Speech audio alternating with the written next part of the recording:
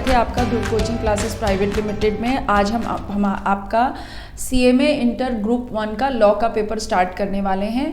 Law के paper में आपके दो पोर्शन रहेंगे, company law, other law and ethics. ये जो कंपनी लॉ का पोर्शन आपका रहेगा it would be 35 to 45 marks और अदर लॉ एंड एथिक्स रहेगा 65 to 85 marks. I am going to take your company law portion जो कि 35 से 45 मार्क्स का रहेगा and other law and ethics is going to take by other faculty.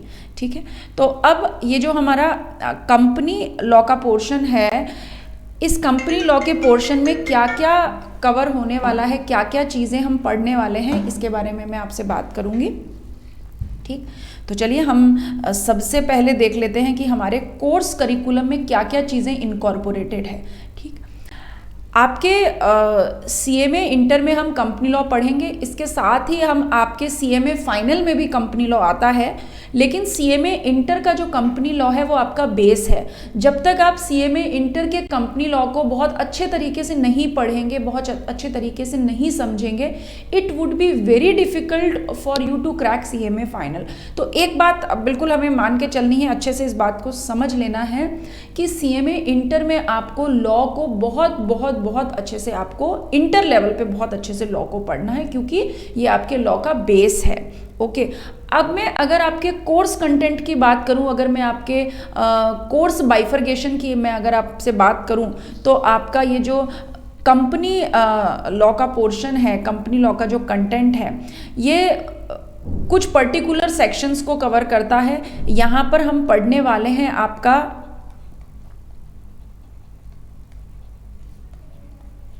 Companies act 2013।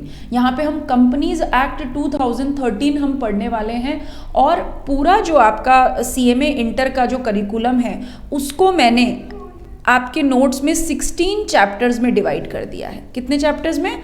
मैंने 16 chapters में आप इस कोर्स को डिवाइड कर दिया है और इन 16 चैप्टर्स को हमने 4 हिस्सों में डिवाइड किया है। इन 4 हिस्सों को हम नाम देंगे पार्ट ए का, पार्ट बी का, पार्ट सी का एंड पार्ट डी का। ठीक है, 4 हिस्सों में मैंने आपके कोर्स को बांटा हुआ है। अब ये कंपनीज एक्ट 2013 स्टार्ट करने से पहले और ये 16 चैप्टर्स के बाइफर्गेशन को हम समझ लेते हैं कि इन 16 चैप्टर्स में हम एक्चुअली क्या पढ़ने वाले हैं, what we are going to cover. ठीक, और ये जो मैंने इनको 4 ABCD पार्ट में बांटा है, इसका भी अपना इम्पोर्टेंस है, वो मैं भी आपको बताऊंगी कि क्यों मैंने ऐसा कवर किया है और क्यों हम ये category wise part A, B, C and D हम इसको कवर करने वाले हैं। ठीक है, देखिए आप देखिए यहाँ पे आपको 16 चैप्टर्स टोटल दिखेंगे। पार्ट A में हम 5 चैप्टर कवर करेंगे, दैट इज इंट्रोडक्शन, मतलब कंपनी क्या होती है, कितने तरीके की कंपनीज होती हैं, टाइप ऑफ कंपनीज, कंपनी को कैसे फॉर्म किया जाएगा, कैसे इनकॉर्पोरेट किया जाएगा, ये हम बात करेंगे। ठीक है, कंपनी का memorandum and article of association, ये हम बात करेंगे। कॉन्ट्रैक्ट्स एंड कन्वर्जेंस की, कैसे अगर एक कंपनी बन जाती है तो उसे दूसरी कंपनी में कन्वर्ट किया जाता है। पार्ट ए में हम ये पढ़ने वाले हैं, 5 चैप्टर्स हम ये पढ़ने वाले हैं। ठीक है, पार्ट बी में हम पढ़ने वाले हैं हमारे ये तो देखिए पार्ट ए में हमने जाना कि व्हाट इज कंपनी, ये कंपनी होती क्या है, कैसे इनकॉर्पोरेट करेंगे, काम कैसे करेगी। पार्ट बी में हम कंपनी के कैपिटल स्ट्रक्चर के बारे में बात करेंगे कि भाई कंपनी बन तो गई, लेकिन अब कंपनी बनने के बाद पैसा कैसे जुटाएगी, फाइनेंसिंग के बारे में हम बात करेंगे।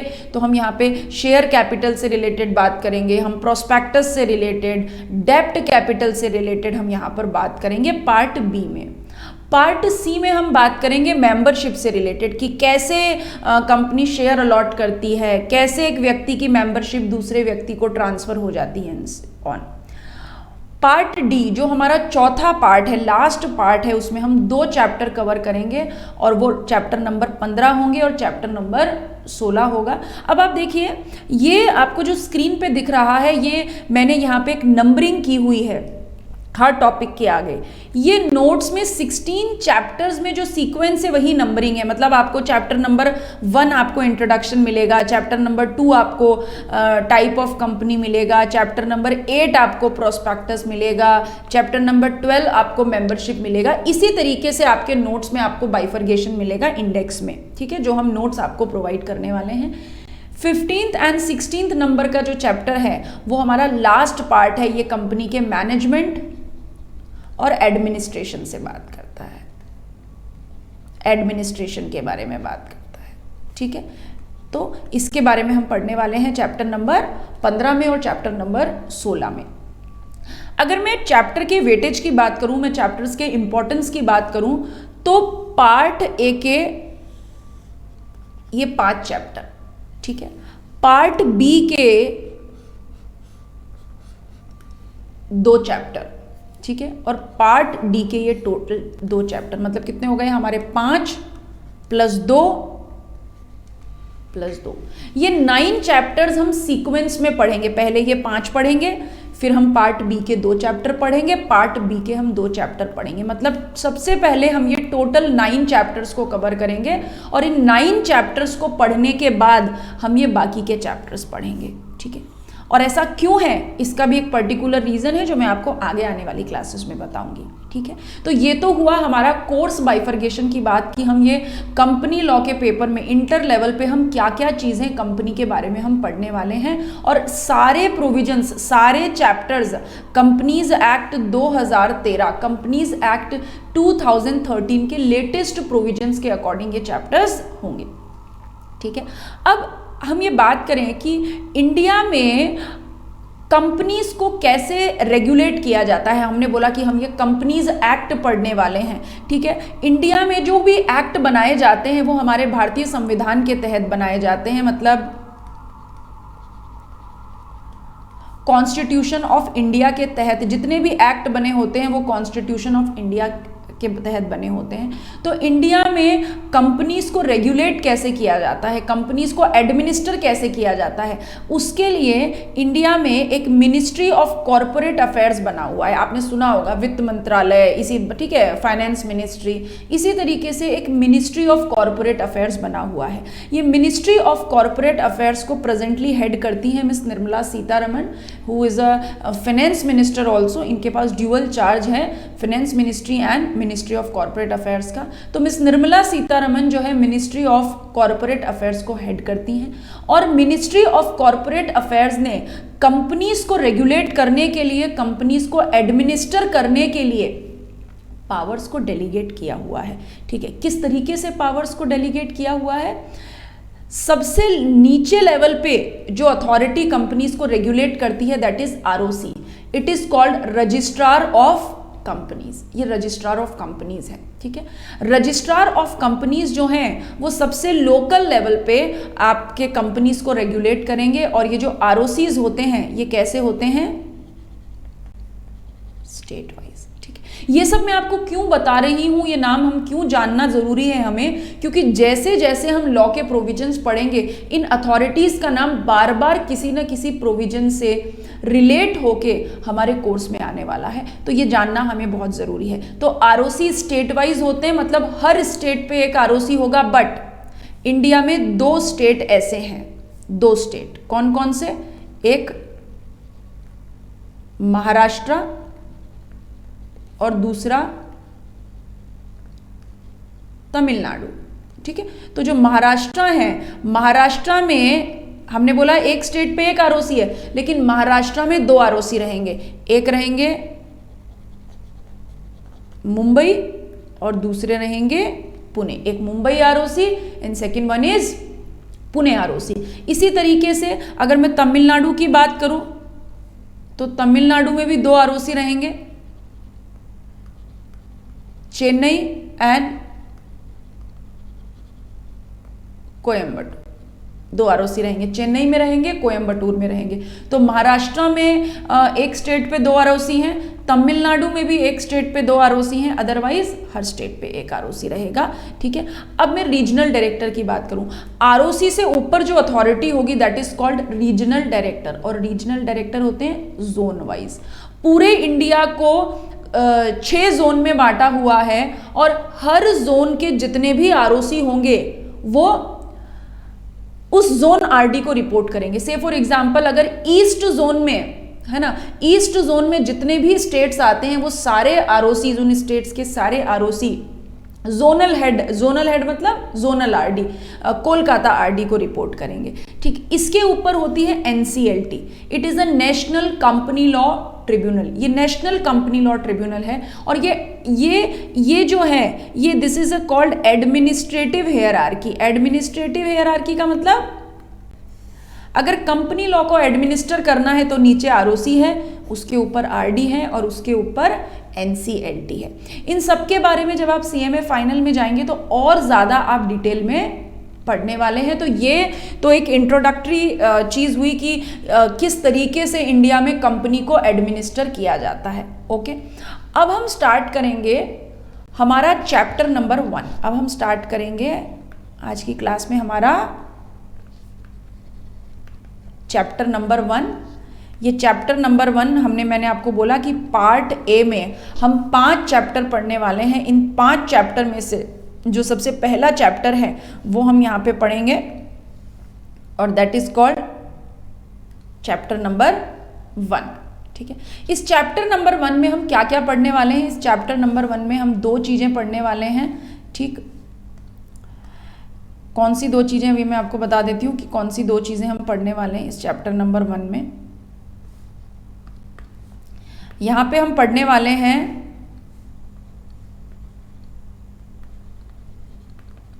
What is company and it's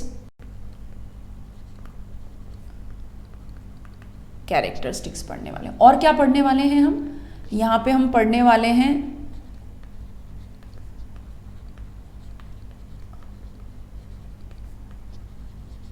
lifting of corporate veil का कंसेप्ट पढ़ने वाले हैं। ये हमारे चैप्टर नंबर 1 का कंटेंट है जो हम कवर करेंगे। ठीक है, और चैप्टर नंबर 1 हमारा बिलोंग करता है पार्ट ए से।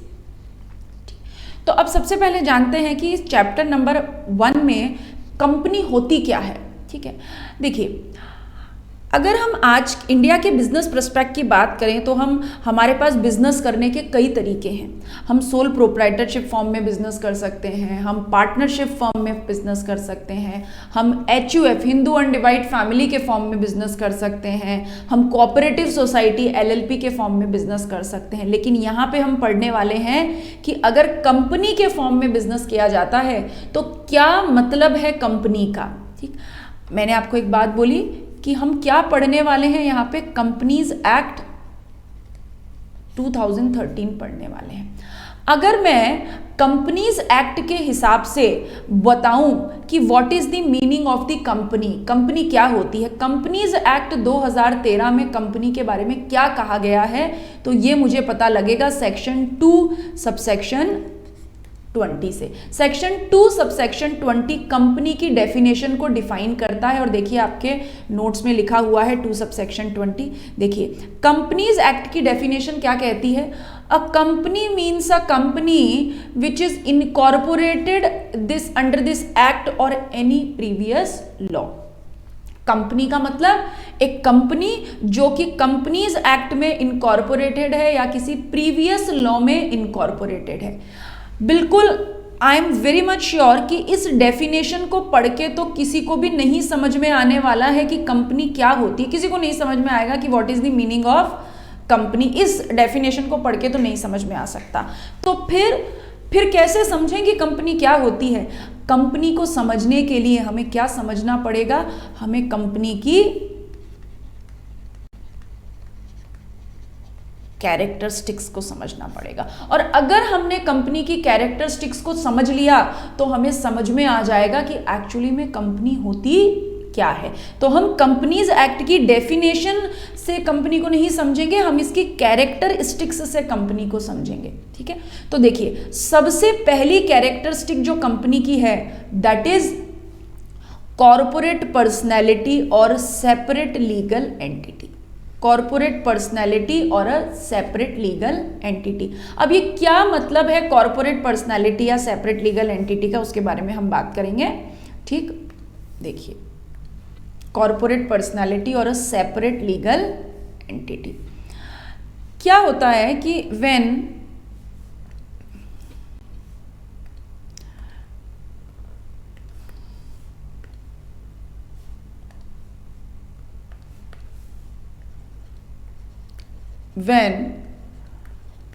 टू और मोर पर्सन्स, जब दो या दो से ज्यादा लोग for the purpose of doing business, जब दो या दो से ज्यादा लोग बिजनेस करने के पर्पज से मेक्स अ ग्रुप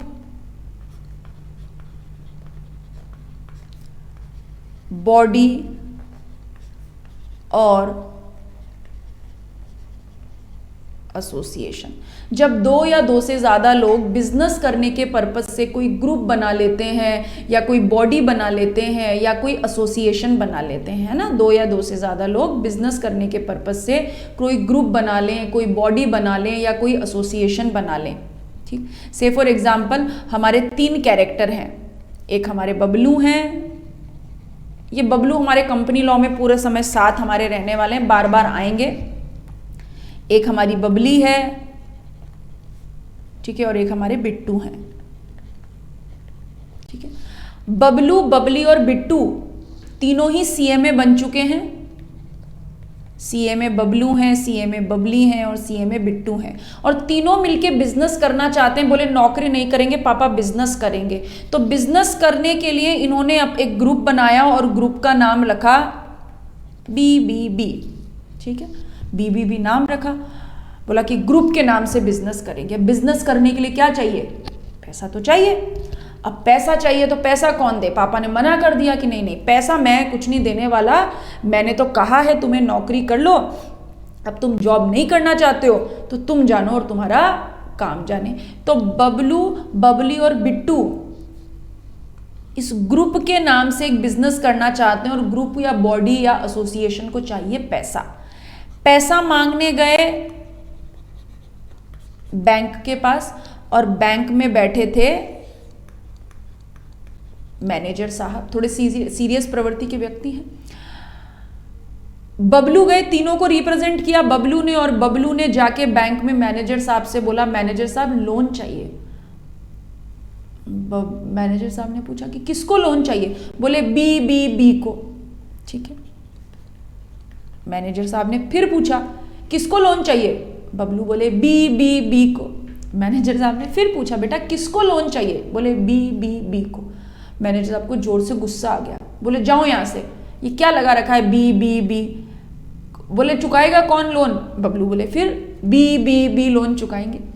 अब इस BBB को कोई नहीं जानता, इसकी कोई एग्जिस्टेंस नहीं है। मैनेजर साहब को भरोसा ही नहीं होता कि ये BBB नाम की कोई व्यक्ति है, कोई एंटिटी है या कोई एग्जिस्टेंस है। अब बबलू हो गए परेशान हो गए बबलू, ठीक है। बबलू परेशान हो गए, बोले अब क्या किया जाए? तो बबलू गए एक पंडित जी के पास, ठीक है, और पंडित जी को बोला पंडित जी समस्या का समाधान चाहिए। ये हम BBB के नाम से बिजनेस करना चाहते हैं, लेकिन इस BBB को कोई लोन तो देता ही नहीं है, ठीक है। और बैंक मैनेजर को तो गुस्सा आ जाता है जब हम ये कहते हैं कि भाई ये यही लोन चुकाएगा और इसी को लोन चाहिए। पंडित जी ने बताया एक समाधान। पंडित जी के पास हर चीज का समाधान होता है, ठीक है। पंडित जी ने बताया समाधान, और क्या समाधान बताया? पंडित जी ने बोला कि इस BBB को जाके तुम क्या करा लो, रजिस्टर करा लो अंडर लॉ, ठीक है, रजिस्टर करा लो अंडर लॉ। बबलू ने पूछा पंडित जी ये रजिस्टर कराने से क्या होगा? कानून में रजिस्टर कराने से क्या होगा? ये मतलब क्या है कानून में रजिस्टर कराने का? बोलो तुम ना इस इस ग्रुप को, इस बॉडी को या एसोसिएशन को रजिस्टर करा लो, मतलब कानून से इसकी जान पहचान करा दो। जैसे ही कानून से इसकी जान पहचान हो गई, ये जो लॉ है, लॉ इस बीबीबी को क्या दे देगा, एक आइडेंटिटी कार्ड दे देगा। बोले फिर देखना चमत्कार। बोले ये लॉ में रजिस्ट्रेशन कराने से एक आइडेंटिटी कार्ड मिल जाएगा बीबीबी को। बोले बिल्कुल मिल जाएगा, चमत्कार देख लेना तुम।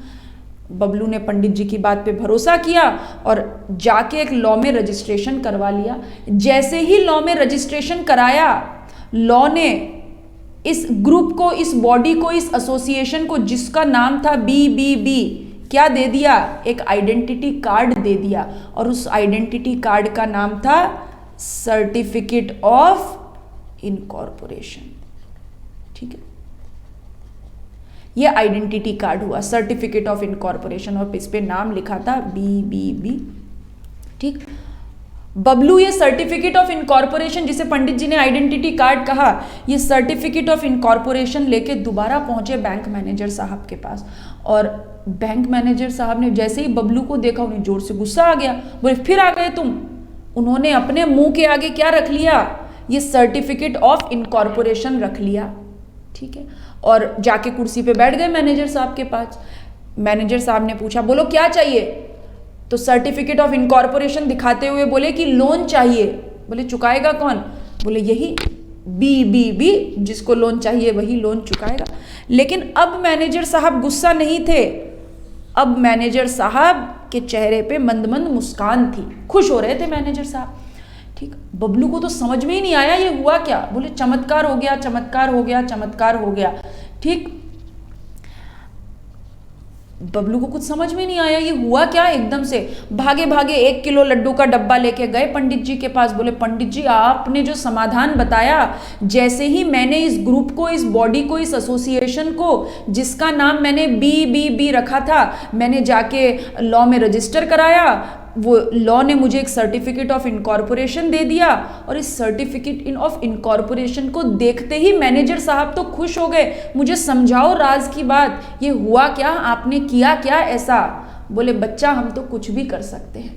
तो पंडित जी ने को बोला, अब देखो, अब ऐसे राज मत रखो, मुझे समझा दो कि आपने किया क्या। ये कैसे मैनेजर साहब को बात समझ में आ गई, पहले मैं बोल रहा था तो बात समझ में नहीं आ रही थी।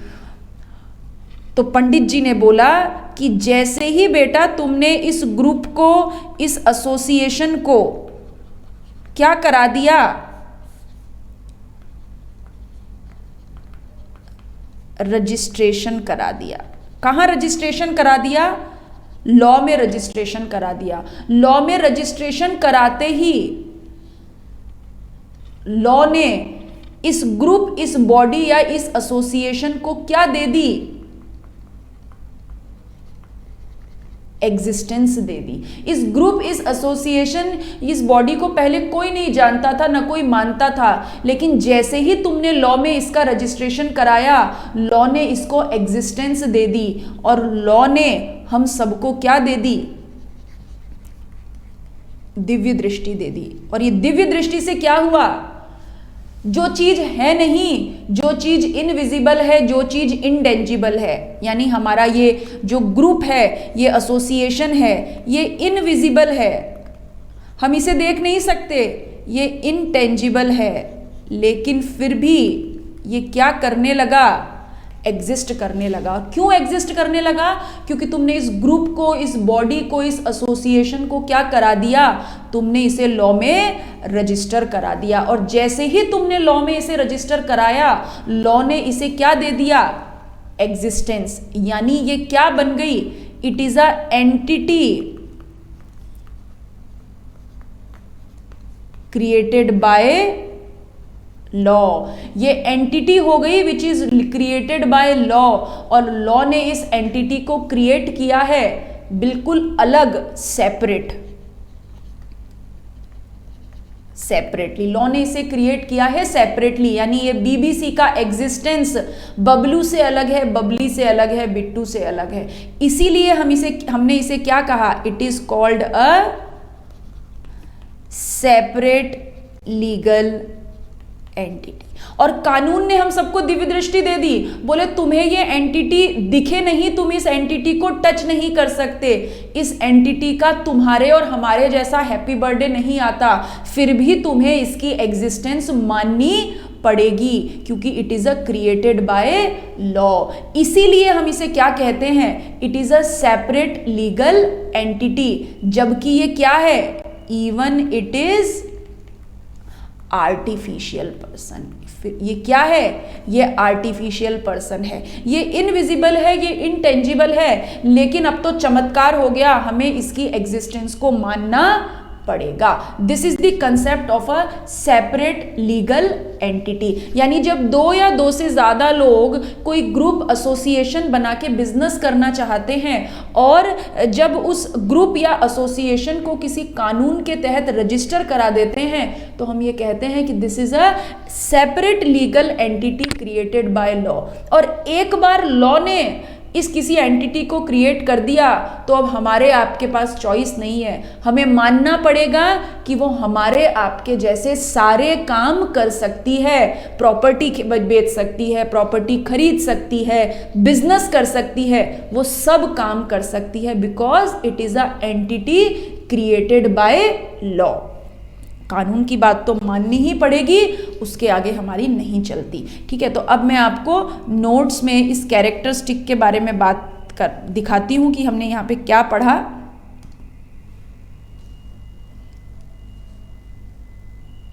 ठीक है, देखिए हमने पढ़ा कि it is a separate legal entity and artificial person. Separate legal entity का मतलब क्या हो गया, it is a created by law. Okay, और आर्टिफिशियल पर्सन का मतलब हो गया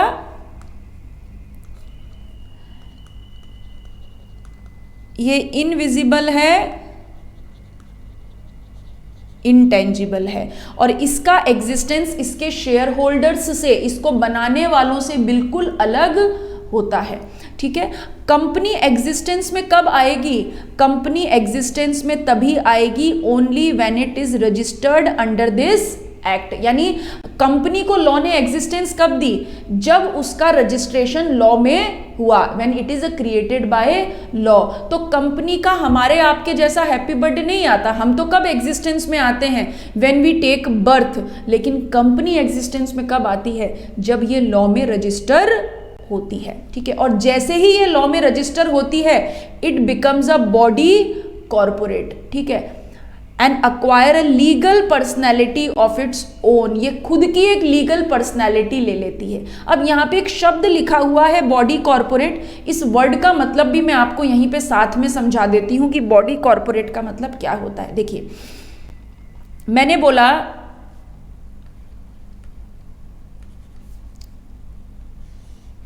एक हो गए हमारे शर्मा जी और एक हो गए हमारे पांडे जी। ठीक है, अब किसी भी, जैसे मान लीजिए हमारे बबलू हैं, बबलू को हम बबलू शर्मा कब कहें और बबलू पांडे कब कहें। ठीक, तो एक एग्जाम्पल मैंने यहाँ पे लिया कि ये शर्मा जी और पांडे जी दोनों ही ब्राह्मण कम्युनिटी को बिलोंग करते हैं, लेकिन बबलू शर्मा तब कहलाएंगे जब बबलू का बर्थ शर्मा फैमिली में हुआ, और बबलू पांडे तब कहलाएंगे जब बबलू का बर्थ पांडे फैमिली में हुआ। ठीक है, इसी तरीके से कोई भी सेपरेट लीगल एंटिटी, कोई भी सेपरेट लीगल एंटिटी का मतलब केवल और केवल इसका मतलब क्या होता है, entity which is created by law. तो कोई भी एंटिटी जिसे लॉ ने क्रिएट किया है वो कंपनी कब कहलाएगी, when it is registered under companies act. अगर उस सेपरेट लीगल एंटिटी का रजिस्ट्रेशन कंपनीज एक्ट में हुआ है, कंपनीज एक्ट वाले कानून में हुआ है, तो वो कंपनी कहलाएगी। अदरवाइज जिस एक्ट में रजिस्ट्रेशन हुआ है उसका नाम मिलेगा। मतलब अगर ये आरबीआई एक्ट में रजिस्टर हुई तो इसे हम बैंक कहेंगे। ठीक है, तो सेपरेट लीगल एंटिटी कह दीजिए, कॉरपोरेट पर्सनैलिटी कह दीजिए, आप बॉडी कॉरपोरेट कह दीजिए। आप भी यहाँ पे एक नाम लिख लेंगे, corporate personality, separate legal entity, body corporate. केवल और केवल इन सब का मतलब क्या है? कोई भी एंटिटी जिसे लॉ ने क्रिएट किया है, किसी भी कॉरपोरेट पर्सनैलिटी को, किसी भी सेपरेट लीगल एंटिटी को, किसी भी बॉडी कॉरपोरेट को मैं कंपनी केवल और केवल कब कहूंगी? जब उसका एग्जिस्टेंस कंपनीज लॉ के तहत आता हो, जब उसका रजिस्ट्रेशन कंपनीज एक्ट के तहत हुआ हो। इसका मतलब कोई भी बॉडी कॉरपोरेट कंपनी कब कहलाएगी? बॉडी कॉरपोरेट मतलब सेपरेट लीगल एंटिटी। कोई भी बॉडी कॉरपोरेट या सेपरेट लीगल एंटिटी कब कहलाएगी? When it gets a legal personality by the companies act. तो क्या लिखा है? Company becomes a body corporate when it acquires legal personality under companies act. और जैसे ही इसकी लीगल पर्सनालिटी बनती है, जैसे ही ये कॉरपोरेट पर्सनालिटी या सेपरेट लीगल एंटिटी बनती है, इसका एग्जिस्टेंस अपने मेंबर्स से भी अलग हो जाता है। ओके, इसी रीजन से हम कहते हैं ये corporate personality, separate legal entity, body corporate, ये कंपनीज एक्ट में कंपनी की सबसे महत्वपूर्ण, सबसे इंपॉर्टेंट कैरेक्टरिस्टिक है। इसीलिए एक लाइन बोलूंगी मैं, एनी बॉडी, आप भी ये लाइन नोट करेंगे, एनी बॉडी कॉरपोरेट और सेपरेट लीगल एंटिटी और any corporate personality is called company when it is registered under companies act. इसे हम कंपनी कब कहेंगे? जब ये कंपनीज एक्ट में रजिस्टर हुई, और अगर नहीं हुई तो जिस एक्ट में रजिस्टर हुई उसे उस एक्ट का नाम मिलेगा। जैसे एलएलपी, लिमिटेड लाइबिलिटी पार्टनरशिप भी एक बॉडी कॉरपोरेट है, लेकिन क्योंकि वो एलएलपी एक्ट में रजिस्टर होती है इसीलिए हम उसे क्या कहते हैं? एलएलपी कहते हैं। कंपनी भी एक बॉडी कॉरपोरेट है, लेकिन कंपनी क्यों कहलाती है? क्योंकि कंपनीज एक्ट में रजिस्टर हुई हो। तो किसी भी बॉडी कॉरपोरेट का मतलब separate legal entity which is created by law. किसी भी बॉडी कॉरपोरेट को, जिस एंटिटी को लॉ ने क्रिएट किया है, हम कंपनी कब कहेंगे? जब वो कंपनीज एक्ट में रजिस्टर हुई हो। ठीक है, अब आप आज की क्लास का आखिरी पॉइंट, आप ये 3 पॉइंट साथ साथ मेरे रीड करेंगे।